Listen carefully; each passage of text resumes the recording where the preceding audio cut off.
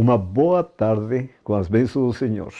Estamos iniciando o terceiro tema de promessas para o tempo do fim. Desta vez, vamos tratar a questão dos terremotos. Já vimos no primeiro tema epidemias e no segundo, pão e água. Quando o Senhor dá promessas para fins específicos, é porque aquilo para o qual o Senhor está prometendo vai acontecer. Epidemias deveriam acontecer. E assim também terremotos, como vamos ver no estudo de hoje. Mas um dos pontos centrais que estudamos nos temas passados é o que está escrito em Eventos Finais, página 67, quando diz: chegará o tempo em que muitos serão privados da palavra escrita. Se, porém, essa palavra é gravada na memória, ninguém poderá tirá-la de nós. Estudai a palavra de Deus, entesourai na memória suas preciosas promessas, para que, quando formos desprovidos de nossas Bíblias, ainda estejamos de posse da palavra de Deus. Entesourar na memória suas preciosas promessas. Agora, por que é importante isso? Porque no livro de Hebreus, capítulo 10, versículo 35 a 39, diz o Senhor: não rejeiteis, pois, a vossa confiança, que tem grande e avultado galardão, porque necessitais de paciência, para que, depois de haveres feito a vontade de Deus, possais alcançar a promessa. Então, nos temas passados, estudamos que as promessas são certas e seguras, desde que se cumpram as condições. E toda a promessa de Deus está condicionada à obediência a toda a palavra de Deus. Por isso que fala em Hebreus, depois de haver feito a vontade de Deus, possais alcançar a promessa.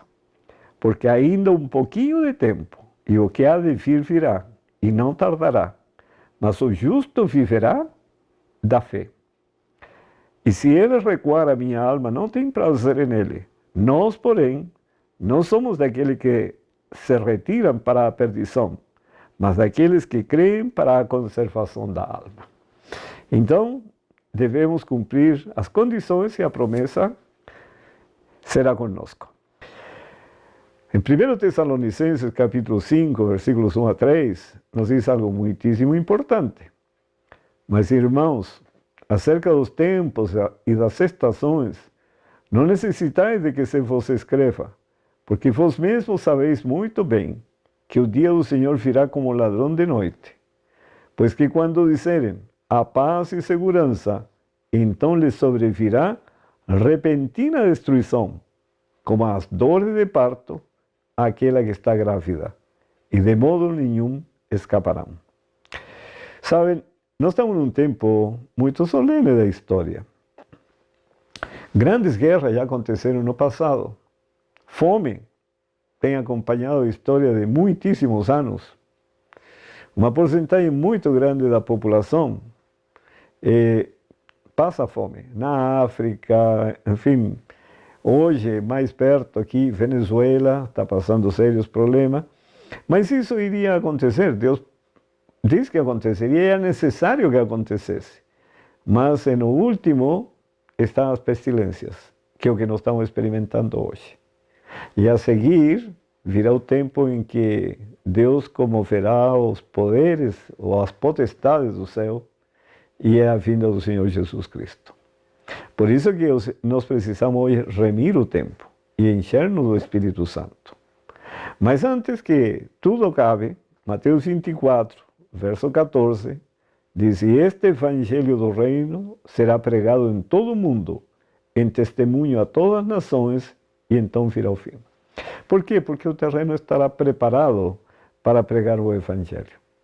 Porque no abalo das nações, no abalo das potestades aqui da terra, as pessoas vão ficar bem mais sensíveis para ouvir a última mensagem de misericórdia de Deus. É o tempo da oportunidade, o último tempo de oportunidade. Mas em todo este processo haverá terremotos. Mateus 24, versículos 29 a 30, diz: E logo depois da aflição daqueles dias, o sol escurecerá, e a lua não dará a sua luz, e as estrelas cairão do céu. Bom, esses sinais aconteceram logo após a aflição daqueles dias, que era o período profético que terminaria em 1798, que é o domínio da Igreja Romana, que seria do ano 538 a 1798. Mas esse período terminou bem antes. Tanto é que o sinal que se segue, que seria o sol escurecerá e a lua não dará a sua luz, isso aconteceu em 1780. Mas 7 anos antes de 1780, já tinha terminado a perseguição do povo de Deus pela Igreja Romana. Então, isto cumpre perfeitamente a profecia. Isto aconteceu em 19 de maio de 1780. E depois diz: e as estrelas cairão do céu. Isso aconteceu em 13 de novembro de 1833, que são os sinais, os últimos sinais que antecedem a vinda de Cristo. E a seguir está escrito: e as potências do céu serão abaladas. Então aparecerá no céu o sinal do Filho do Homem, e todas as tribos da terra se lamentarão e verão o Filho do Homem vindo sobre as nuvens do céu com poder e grande glória. Se lamentarão porque não se prepararam, nunca acreditaram que realmente era assim, e perderam o tempo. Não levaram a sério as advertências de Deus, mas chegou o dia em que o Senhor retornaria, e está próximo. A respeito das potências dos céus, ou potestades dos céus, serão abaladas. No livro Primeiros Escritos, página 41, diz o seguinte: a 16 de dezembro de 1848, o Senhor me deu uma visão acerca do abalo das potestades do céu. Vi que quando o Senhor disse céu, ao dar os sinais registrados por Mateus, Marcos e Lucas, ele queria dizer céu. E quando disse terra, queria significar terra. As potestades do céu são o sol, a lua e as estrelas. Seu governo é no firmamento. As potestades da terra são as que governam sobre a terra. As potestades do céu serão abaladas com a voz de Deus. Então, o sol, a lua e as estrelas se moverão em seus lugares. Não passarão, mas serão abaladas pela voz de Deus. Imaginem, o sol, a lua e as estrelas saindo dos seus lugares. O que vai acontecer com o planeta Terra? E a seguir diz o seguinte: vi que as potestades da terra estão sendo abaladas agora, e que os acontecimentos ocorrem em ordem. Isso que é importante. Guerras e rumores de guerra, espada, fome e pestilência devem primeiramente abalar as potestades da terra, e então a voz de Deus abalará o sol, a lua e as estrelas, e também a terra. Por quê? Ao sair o sol, a lua e as estrelas dos seus lugares, a terra vai cambalear como um ébrio, como diz o profeta Isaías.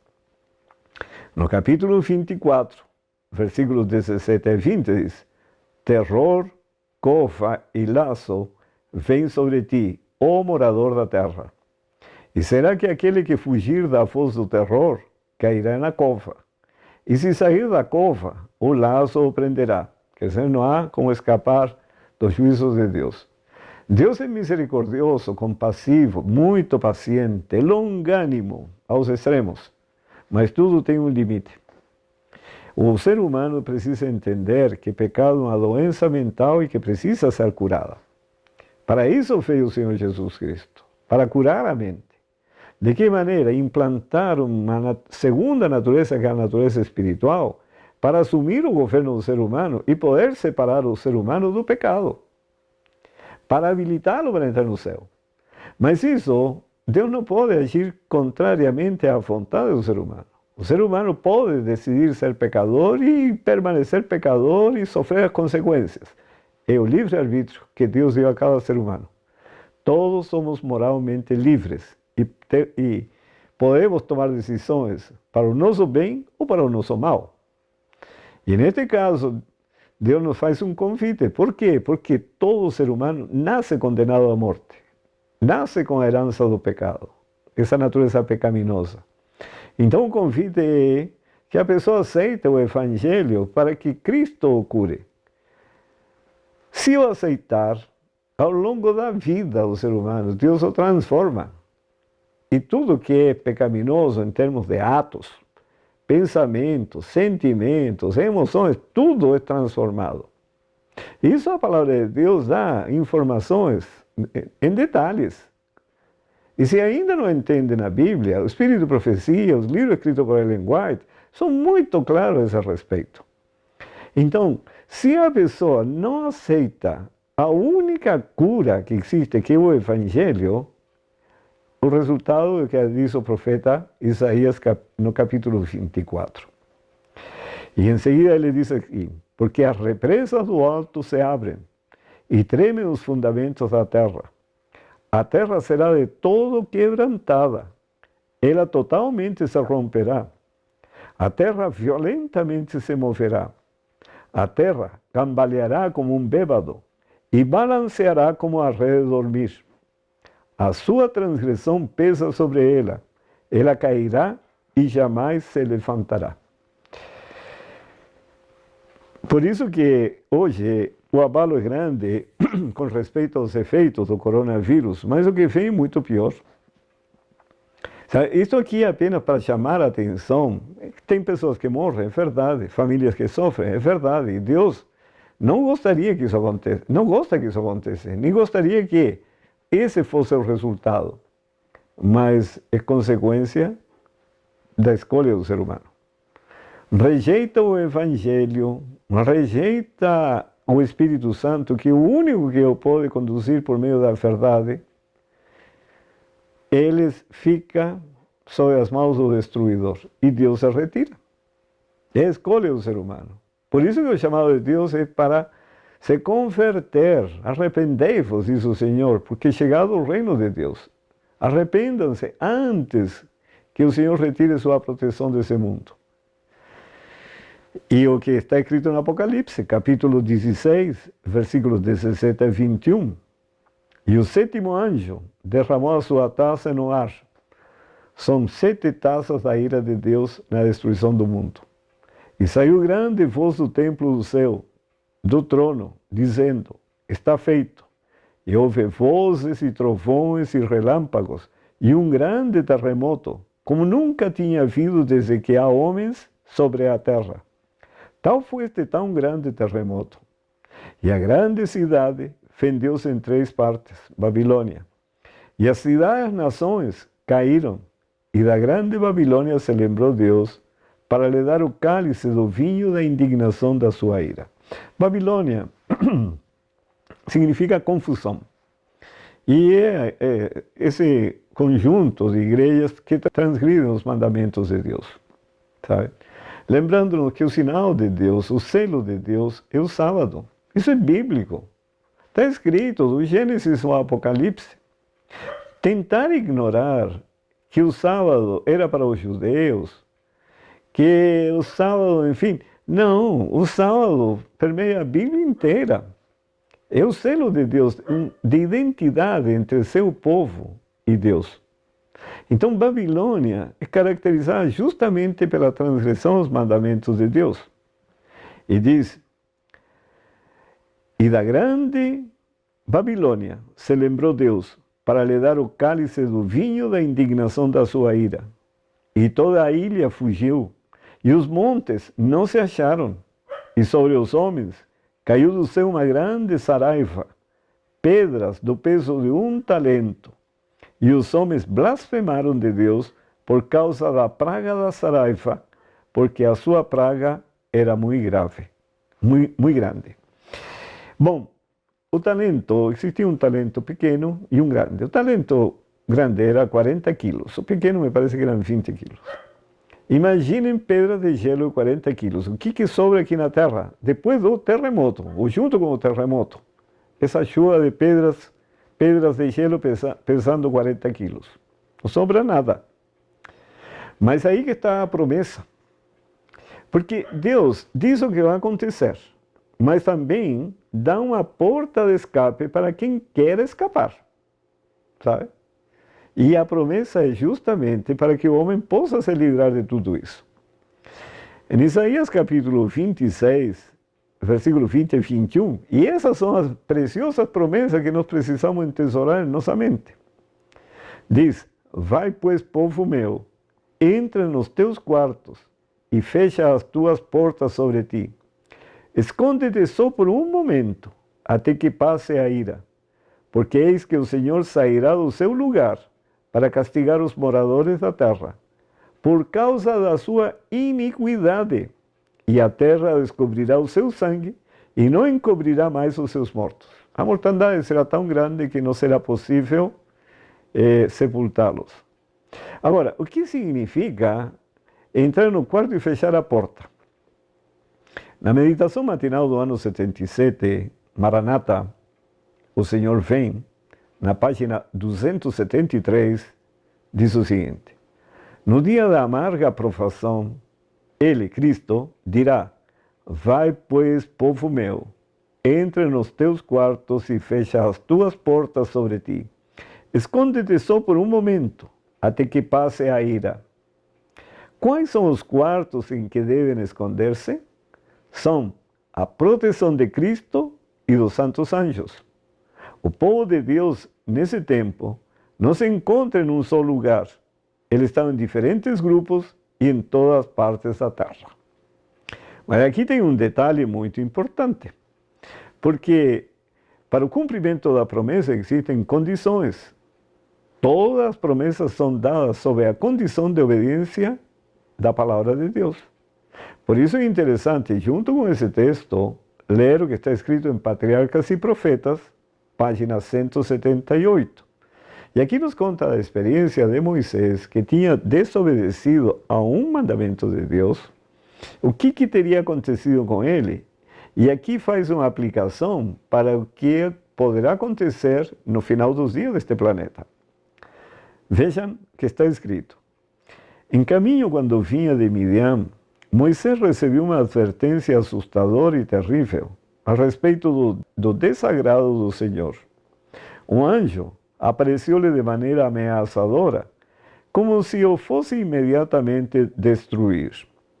Explicação alguma se dera. Moisés, porém, lembrou-se de que havia desatendido um dos mandos de Deus, cedendo à persuasão de sua esposa, negligenciar efetuar o rito da circuncisão em seu filho mais moço, que era um sinal de aliança. E tal negligência por parte do dirigente escolhido de Israel não poderia senão diminuir a força dos preceitos divinos sobre o povo, pois se ele era o líder, não podia estar negligenciando uma das ordens de Deus. Zípora, a esposa, temendo que seu marido fosse morto, efetuou ela mesma o rito, e o anjo então permitiu a Moisés que prosseguisse com a jornada. E observem agora por que tudo isso. Em sua missão junto a Faraó, ele devia ir até o Faraó para libertar o povo de Israel do Egito, quando eram escravos. Então, em sua missão junto a Faraó, devia Moisés ser colocado em posição de grande perigo. Sua vida unicamente podia preservar-se pela proteção de santos anjos. Enquanto vivesse, porém, na negligência de um dever conhecido, não estava livre de perigo, pois que não poderia estar protegido pelos anjos de Deus. Tá? Negligenciar um dever conhecido, a pessoa perde a proteção de Deus. Porque se há um ponto a ser negligenciado, significa que a mente não está curada. E ele precisa identificar, ir ao Senhor e rogar que o cure da desobediência. Pode ser a coisas pequenas ou grandes. Porque se se negligencia uma coisa pequena, é porque outras estão por trás e, afinal, ele está negligenciando muitas coisas. E a cura tem que ser completa, não é parcial. Para ir para o céu, a cura que Deus realiza na mente é total. Não podemos ir para o céu com um pouquinho de inveja, um pouquinho de ciúmes, um pouquinho de ira, um pouquinho de impaciência, um pouquinho de orgulho, um pouquinho de egoísmo. Não pode. Lá não existe isso. Então, o plano de Deus é restaurar nossa mente à imagem e semelhança de Deus. E observe a aplicação que agora faz. No tempo de angústia, precisamente antes da vinda de Cristo, os justos serão preservados pelo ministério de anjos celestiais. Não haverá segurança para o transgressor da lei de Deus. Os anjos não poderão proteger, então, aqueles que estão a desrespeitar um dos preceitos divinos. Por isso que é importante estudar a Bíblia, sabe? A gente às vezes confia muito no que outras pessoas falam. Mas se as outras pessoas não entendem, e não porque queiram, sabe, contrariar a vontade de Deus, mas não entendem a vontade de Deus, eles vão ensinar o que sabem. Ninguém dá mais o que tem para dar. Então nós temos que ir diretamente a Deus, lendo as Escrituras, e o Espírito Santo guia a mente em toda a verdade. Então qualquer ser humano pode compreender quais são os reclamos de Deus. Pode ser culto ou inculto, sabe? Pode ser inteligente ou não inteligente. Mas se a pessoa vai com, sabe, um espírito humilde, manso, para ser ensinado por Deus, Deus lhe abre a mente e o capacita a entender. Eu nunca recebi estudos bíblicos. Eu simplesmente comecei a ler a Bíblia. Fui lendo e não entendia nada. Porque a Bíblia é um pouco aqui, um pouco ali, um pouco aqui, um pouco ali, é um quebra-cabeças. Mas descobri que certas práticas que eu tinha, por exemplo, eu não guardava sábado, nem sabia a existência desse mandamento, e entendia que o domingo era o dia do Senhor. Embora não era um religioso fervoroso, mas sabia que essa era a prática correta de um cristão. Mas eu fui vendo que de Gênesis aparece sábado, até o final da Bíblia. E eu comecei a perguntar-me o que está errado em tudo isso. Por que se observa o domingo e não se guarda o sábado? E comecei a perguntar. Perguntei para minha esposa, fui perguntando para meus alunos, fui perguntando para um e o outro.